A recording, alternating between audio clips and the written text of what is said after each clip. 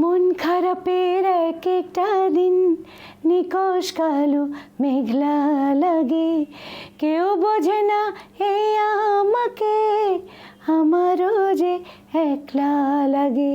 দর্শক, সময় টেলিভিশনে আজকে আড্ডা আপনাদের সবাইকে স্বাগত জানাচ্ছি। আমি তানভীর হাসান। আমার সঙ্গে আজ উপস্থিত আছেন দেশের জনপ্রিয় একজন সঙ্গীত শিল্পী এবং আমাদের সবার শ্রদ্ধেয় ফাহমিদা নবী। চলছে বইয়ের মাস, অমর একুশে গ্রন্থমেলা, সেখানে তার একটি বই এসেছে। সেই বই নিয়ে কথা বলবো, একটু গানও শুনবো। সঙ্গে থাকুন, আশা করি ভালো লাগবে। আসসালামু আলাইকুম আপু, কেমন আছেন? ভালো আছে আলহামদুলিল্লাহ। আচ্ছা, শুরুতেই যেহেতু বই মেলা চলছে, আপনার একটা বই এসেছে, সেই বই প্রসঙ্গে কথা বলবো, তারপর আমরা একটু গানের দিকে যাব। আমি দেখতে পাচ্ছি যেখানে আছে বইটার নাম হচ্ছে ফাহমিদা নবীর ডায়েরি, তাই তো? তো এই বইটা আসলে কিভাবে কি হলো, বইটার প্রাসঙ্গিকতা সবকিছু একটু আপনার কাছ থেকে জানতে চাই। বইটার নাম ফাহমিদা নবীর ডায়েরি, কারণ আমার একটা ফেসবুকে পেজ আছে ফাহমিদা নবীজ ডায়েরি। তো সেখানে আমি আসলে আমার, তোমার, সবার জীবনে প্রতিদিনের নিত্যদিনের যে ঘটনা বলি, সেখানে অনেক দুঃখ সুখ সব রকম অনুভূতির কথাই আমরা জানতে পারি, এবং চলমান সংগ্রামে আমরা একটা ইতিবাচক পথ খুঁজি। সেই পথ খোঁজা থেকেই আমার আসলে উপলব্ধির, আত্ম উপলব্ধির লেখাগুলোকে লিখি। ওই লেখাগুলো পড়তে পড়তে মানুষের, আমার পাঠকদের, আমার দর্শক শ্রোতার খুবই চাওয়ার জায়গা যে আমি যেন একটা বই আকারে বের করি। তারা এই হার্ড কপিটা তাদের বাসায় রাখতে চায়। তো এটা অনেক দিন ধরে, আমি তো 2018 থেকে লিখছি। তো আমাকে অনেক বছর ধরেই সবাই বলছে, এবং যখনই কোথাও কারোর সাথে দেখা হয় বলে যে আপনার তো গান ভালো লাগেই, কিন্তু আপনার লেখা পড়ে আমি খুব ইন্সপায়ার্ড হই, আপনি কেন বই বের করেন না? এই যে এই কথাটা, এটা ধীরে ধীরে দেখলাম অনেক বেশি বলা শুরু করলো সবাই, যে আমরা খুবই ভালো, আপনার লেখা পড়ে আমি মনে হয় আপনি আজকে আমার ঘটনাটাই আপনি লিখলেন। তো লাস্ট আমি যখন দেশের বাইরে থেকে, বিদেশে থেকে দেশে ফিরলাম, তো ডেইলি স্টারের সাজু, ও আমাকে আসলে একদম পুরো পাণ্ডুলিপি সহ, মানে ছবি ছিল না, একটা লেখাগুলোকে নিয়ে একটা বই আকারে এরকম নিয়ে আসলো। এসে বলল, আপা এটা এবারের বইমেলায় আসতে হবে, আপনি প্রুফটা ঠিক করে দেন। তো কে করবে? শব্দশিল্প প্রকাশনা, শরীফুর রহমান। তো ওরা দুজনই আসলো এবং আমাকে এত সম্মানের সাথে কথা বললো, এবং সব কিছু এত গুছায়, এত সুন্দর করে সব নিয়ে আসলো, মানে মুহূর্তের মধ্যে কিন্তু জিনিসটা হয়ে গেল। তো আমি আর না করতে পারিনি। যেখানে তুমি দেখবে যে তোমাকে কেউ খুব ভালোবেসে কাজ করতে চাচ্ছে, তখন সেটাতে কিন্তু আসলে তোমারও কিছুটা এগিয়ে যাওয়া উচিত। তা আমি মনে করলাম যে আমিও একটু আগাই। হ্যাঁ, তো মানে অনেক ঝামেলা না করে সহজেই হলো, কিন্তু হলো বিষয়টা। তো 2025-এ এসে হলো, এটা 23-এই হওয়ার কথা ছিল। তো এখন কাভারটা করলো, চারু করেছে কাভারটা। তো আমি আবার এটা আমার একটা সাইন, হ্যাঁ সিগনেচার, এটা করলাম যে না, আমাকে আসলে আমার মতো করেই আমাকে দিতে হবে। তো চারু সুন্দর করে করে দিয়েছে প্রচ্ছদটা, এবং এখানে 100টা লেখা আছে। আচ্ছা, হ্যাঁ, আরও কিন্তু অনেক আছে। আপনার গল্প? আমার গল্প না, আমার আত্মজীবনী না, কিন্তু জীবনের ডায়েরি যেটাকে বলা না, এটা মানুষের জীবনে, আমার জীবনে, তোমার জীবনে ঘটে যাওয়া বিষয়গুলো। যেমন তুমি আমাকে আজকে জিজ্ঞেস করছিলে গান নিয়ে, তুমি আপা কেমন আছেন, এই যে এইটাই সেটা, মানে তোমার যে ভাবনার জায়গাটা, এই ভাবনার একটা ছোট্ট অংশ নিয়ে কিন্তু আমি লিখব। আমি যে তোমার কথাটার কোন কথাটা পিক করে লিখবো আমি জানি না, বাট আমি লিখব। যেমন একটা কোনো ঘটনা ঘটে গেল, সেই ঘটনাটাকে কেন্দ্র করে আমার যে আত্ম উপলব্ধি হলো, আমি সেটাই লিখি। যেমন একটা ঝরা পাতা ঝরছে গাছ থেকে, তো আমি কিন্তু সেই পাতাটাকে নিয়েও মানুষের জীবন বোধটাকে নিয়ে লিখি, যে কেমন করে একটা মানুষ প্রথমে সবুজ পাতার মতো তার জীবন থাকে, তারপরে সে আস্তে আস্তে আস্তে আস্তে একটা হলুদ পাতা হয়ে যায়। মানুষও তো একটা হলুদ পাতা হয়, তারপর ঝরে যায়। তো ওইটাকে আমি ওটার সাথে রিলেট করি। ইতিবাচকতায় আমার বাঁচতে ভালো লাগে। আমি সহজ করতে চাই জীবন। আমার মনে হয় আমি যদি সহজ হতে পারি, আরেকজন মানুষ কেন পারবে না? প্রত্যেকের নিজের উপলব্ধি থেকে, নিজের অনুধাবন থেকে আসলে ভালো হওয়া উচিত। দিন শেষে ভালো করতে হবে, ভালো ভাবতে হবে, ভালো জানতে হবে, ভালোই করতে হবে। ঠিক আছে আপু, একটা প্রশ্ন করতে চাই। ধরুন আপনি তো সঙ্গীতের মানুষ, সঙ্গীত জগতের মানুষ, সেখান থেকে লেখালেখির জগৎ একটু দুটোই ভিন্ন মনে হয়। তো লেখালেখির জগৎটা আসলে কেমন মনে হয় আপনার কাছে যখন আচ্ছা, আপনি আমার লিখেন? এই লেখার অনুপ্রেরণা কিন্তু আমার বাবা মা। আচ্ছা, আমার আব্বা যত বড় শিল্পী, ঠিক তেমনি করে আমার বাবা লিখতেন। আমার বাবা কিন্তু অনেক গল্প লিখেছেন, অনেক এই যে আত্ম উপলব্ধির কথা লিখেছেন। তখনকার দিনে সেই সময় বিচিত্রায়, পেপারে অনেক জায়গায় লিখেছেন। এবং আমার মা তো একজন শিক্ষক, তিনি কিন্তু সবসময় ডায়েরি লিখতেন, এখনও লেখেন। এবং এত সুন্দর হাতে লেখা আমার আম্মার, এত সুন্দর করে ডায়েরি লিখে, মানে একটা ধরো হিসাব লিখলো, সেটার মধ্যেও না খুব সৌন্দর্য, খুব সুন্দর করে লিখে যে এদিন ওটা করেছিলাম, ওদিন ওটা করেছি, এটা হিসাব, মানে আর তারপরে আজকে কি ঘটে গেল সেটার একটা ছোট্ট বর্ণনা অল্প একটু লিখে রাখলো। এই যে ডায়েরি লেখার যে প্রবণতা আমার মায়ের, আমাকে এটা ভীষণ অনুপ্রাণিত করেছে। আমার কাছে যেটা মনে হয়, একজন শিল্পী, শুধু শিল্পী গান গাইতে পারলেই হবে না, পাশাপাশি তার ভেতরে অনেক রকমের উপলব্ধি, অনুধাবন থাকতে হবে।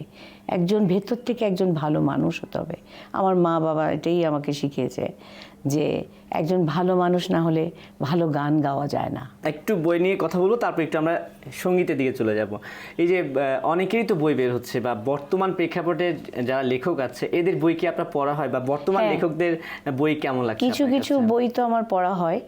আর একটা জিনিস হচ্ছে, আমার যেটা ভালো লাগে আমি সেটা পড়ি। আমি কিন্তু ফেসবুকেও যারা লেখে, যাদের লেখা পড়ে আমার ভালো লাগে, আমি কিন্তু লাইক দেই, কখনো কমেন্ট করি যে হ্যাঁ এটা খুব ভালো লেগেছে।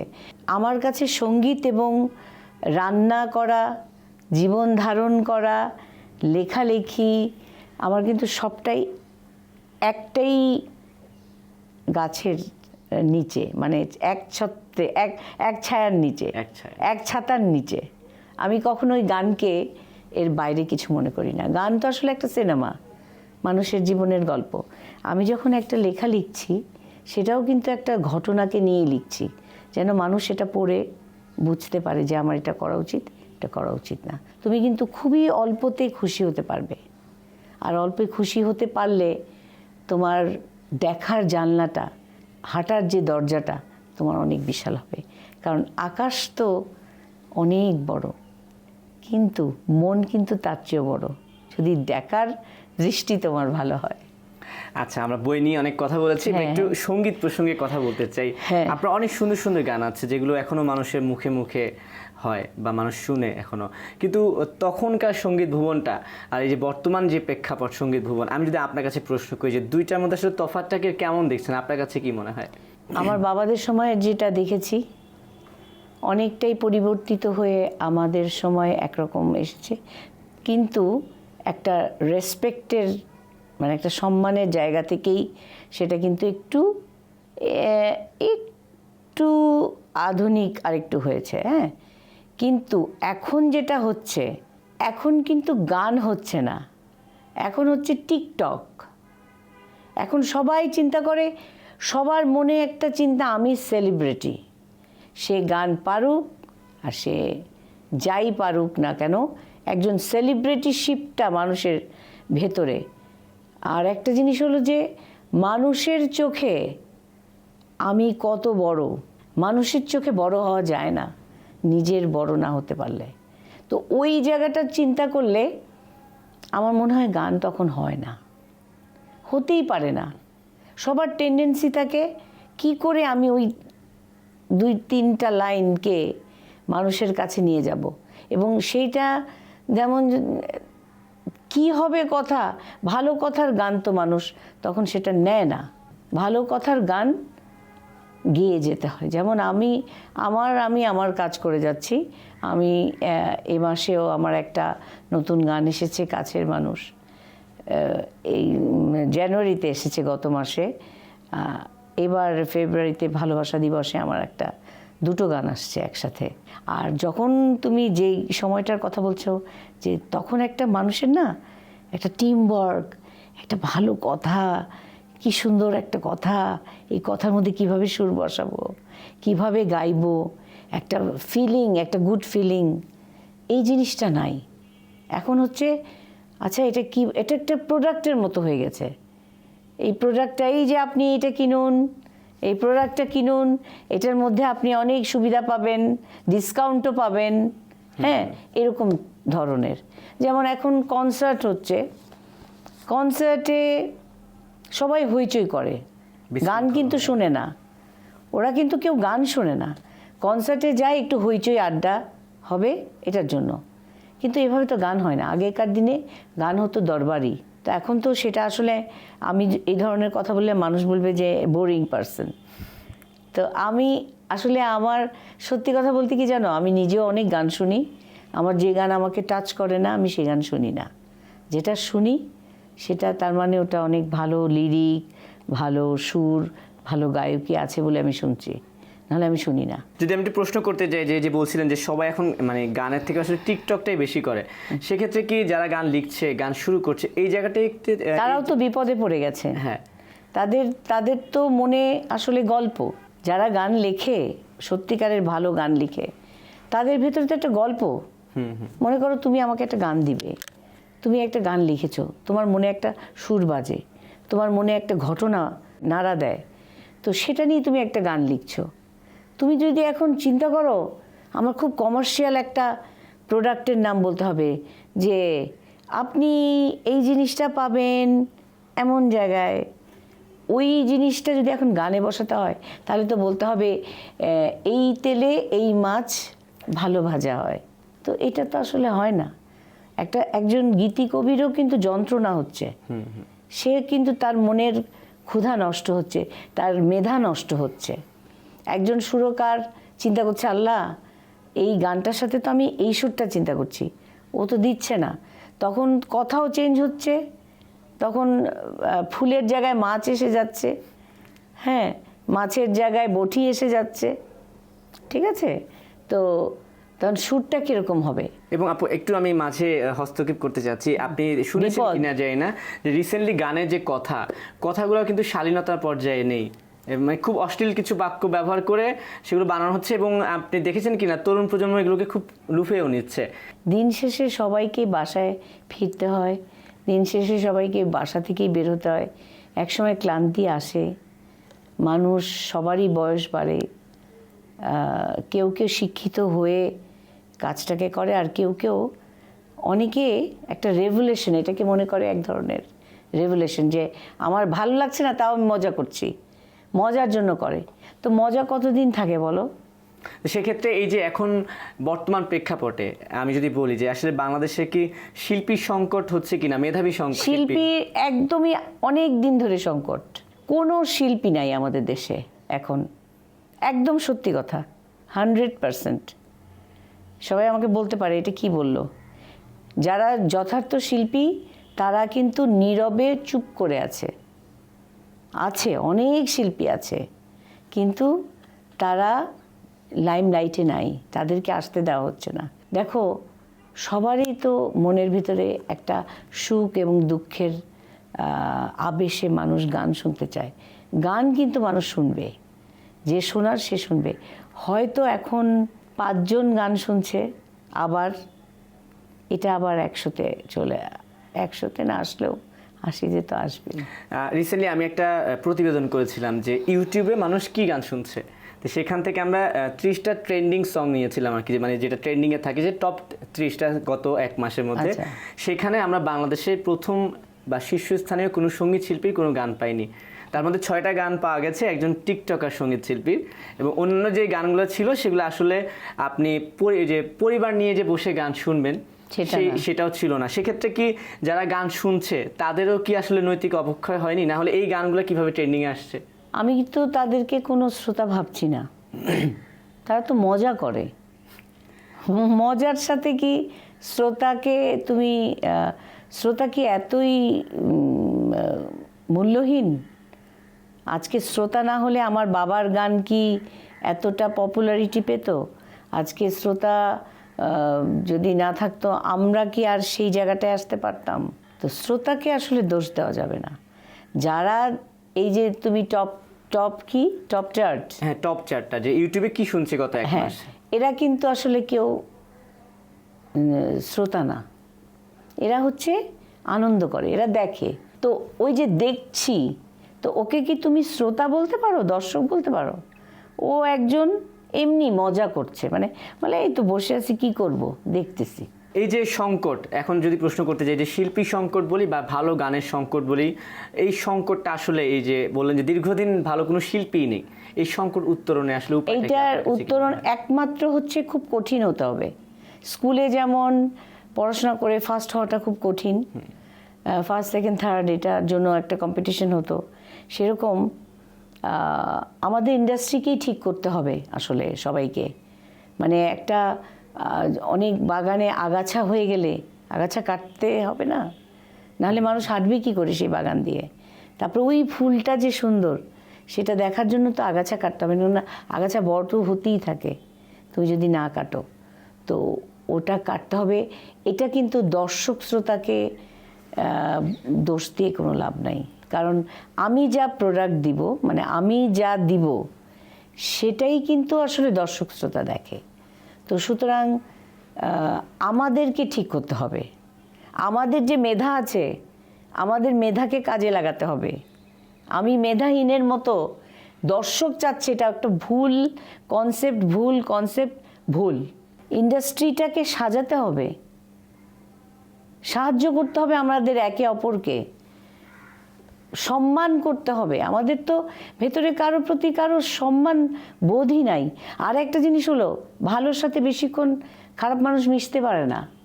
বলে ভাই ও কিন্তু ভালো গান গায়, ও কিন্তু ভালো কাজ করে, ওকে সরাও, ভালো গাইলেই সরিয়ে দেওয়া একটা পাশ কাটিয়ে যাও, ওকে দরকার নাই, ওকে বাদ দাও, মানে উঠতে দেওয়া যাবে না। হ্যাঁ না, কারণ আমি তো সেরকম মেধা সম্পন্ন না। আমি মেধাহীন, আরেকজন মেধাহীনকে নিয়ে আসো, চলো আমরা মিলে কিছু করি। তো মেধাহীনতায় দেশ ভুগছে, শিল্প চর্চায় মেধাহীনদের এসব দৌরাত্ম্য অসহ্য লাগে। সেক্ষেত্রে আপনারা যারা অগ্রদূত আছেন বা অগ্রপথিক আছেন, তারা কি কোনো চেষ্টা করেছেন কিনা? বা আমি যদি ভুল না করি, আপনার একটা সঙ্গীত চর্চা কেন্দ্র ছিল, সেখান থেকে সেই ব্যাপারে আসলে আপনার অভিজ্ঞতা কি, আপনি যখন সেটা নিয়ে আগাতে চাইলেন? আমি তো অনেক দিন কাজ করেছি, পরবর্তীতে আমি ওদেরকে নিয়ে ওদের অ্যালবাম করেছি, কাজ করেছি। কিন্তু এখন যারা আসতে চায় আমার কাছে, তাদের প্রত্যেকেরই চিন্তা, তাদের প্রত্যেকের ইচ্ছা যে আমি তাদেরকে গান গাওয়াবো, সেলিব্রিটি বানায় দিব। মানে সবার চিন্তাটা থাকে আসলে শিখার থেকেও সেলিব্রিটি হওয়ার। তো সুতরাং যারা আমার কাছে সত্যিকারে এসে কিছু শিখতে চায়, আমি তাদেরকে খুঁজছি না যারা কিছু না জেনেই ওনার কাছে যাব, আমি একজন গান গেয়ে ফেলবো। নো, এটা হবে না।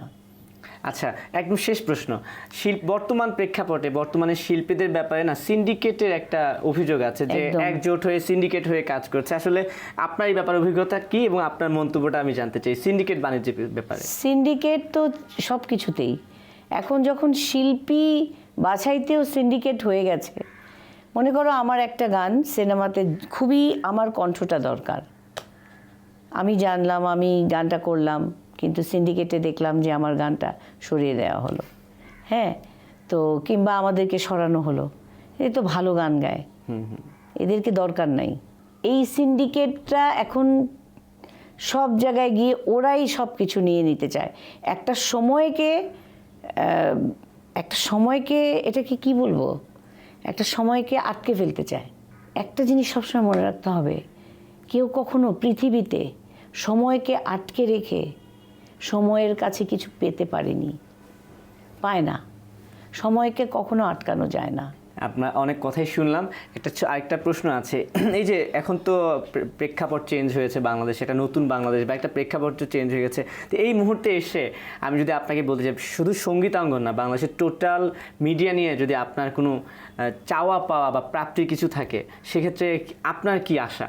আমি চাই যে এই টোটাল ইন্ডাস্ট্রিতে একটা রেভলিউশন হোক, একদম শুরুতে হোক যাচাই বাছাই, হ্যাঁ, একদম ভালো করে আবার নতুন করে রিফ্রেশ বাটন টিপে না, ওটা একটা সব ডিলিট করে আবার সব কিছু। কিন্তু সেটা কি সম্ভব? সেটা সম্ভব না, কিন্তু আমি দেখলাম যে যদি আমি ভালো কিছু চাই, তাহলে আজকের যাবতীয় সব কিছু বদলে ফেলার আমার মানসিকতা, আমার নিজেকে বদলানোর মানসিকতা থাকতে হবে। এই পুরো ইন্ডাস্ট্রিতে সঙ্গীতই, আমি অন্য ইন্ডাস্ট্রির কথা আমি বাদই দিলাম, আমি শুধু গানের কথাই যদি বলি, আমি গানের মানুষ, আমি গানের কথাই বলতে চাই যে আমাদের আবার একটা রিফ্রেশ বাটন টিপতে হবে, পুরনোতে ফিরে যেতে হবে। আমি বলছি না তার মানে আমাকে নিতে হবে। আমি চাই, অনেক শিল্পী আছে যারা অনেক ভালো গান গায়, মেধাবী, তাদেরকে খুঁজে বের করা এবং তাদেরকে দিয়ে কাজ করানো। আপু, আপনার সঙ্গে অনেক আড্ডা দিলাম, অনেক কথা বললাম। যাওয়ার আগে অবশ্যই একটা গান শুনবো, এটা আমার রিকোয়েস্টে থাকবে। কিন্তু তার আগে আপনার অনেক ভক্ত আছে, শুভাকাঙ্ক্ষী আছে, পাঠক আছে, তাদের উদ্দেশ্যে যদি কিছু বলার থাকে চাইলে কিন্তু একটু বলেই তো দিলাম অনেক কিছু। আপনারা তো শুনলেনই, আমি আসলে কি বলতে চাই। আমি বলতে চাই জীবনের অনেকটা পথ পাড়ি দিয়ে আজকে যেখানে দাঁড়িয়ে আছি, আমি অনেক ভালোবাসায় দাঁড়িয়ে আছি কিন্তু আপনাদেরই, কারণ আপনারা আমাকে অনেক ভালোবাসেন, আমার গান ভালোবাসেন, আমার লেখা ভালোবাসেন, আমার জীবন যাপনের ধরন ভালোবাসেন, সহজ সরলতা ভালোবাসেন। এগুলো কিন্তু প্রত্যেকটাই একটা মানুষকে ভালোর দিকে নিয়ে যায়।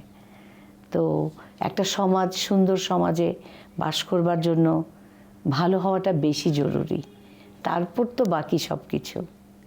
আপনারা ভালো থাকবেন। আপনারা যা প্রশ্ন করেন যে আপা অনেক গান শুনতে চাই, আরও গান শুনতে চাই, আমিও অনেক গান শোনাতে চাই। আমার একটা স্বপ্ন, আমি একটা অনুষ্ঠান করব যেখানে কারো হাতে মোবাইল থাকবে না, সবাই মিলে গান শুনবে, আর একটা ছোট্ট বিরতিতে যখন যাব তখন আমরা মুড়ি, চানাচুর আর চা খাবো, তারপর আবার গান শুনবো। ঠিক আছে আপু, আপনাকে অসংখ্য ধন্যবাদ। আর এই মুহূর্তে একটা আপনারই পছন্দের, আপনারই গাওয়া একটা গান শুনতে শুনতে বিদায় নিতে চাই। কোন গানটা শুনবো? তোমার পছন্দের গানটা করবো? হ্যাঁ, অবশ্যই। মন খারাপের এক একটা দিন, নিকশ কালো মেঘলা লাগে, কেউ বোঝে না এই আমাকে, আমারও যে একলা লাগে। মাঝে মাঝে বৃষ্টি দেখে হাত বাড়ানোর ইচ্ছে জাগে, ভেতর ভেতর যাই পড়ে যাই, কেউ বোঝে না আমার আগে। মন খারাপের এক একটা দিন, নিকশ কালো মেঘলা লাগে, কেউ বোঝে না এই আমাকে,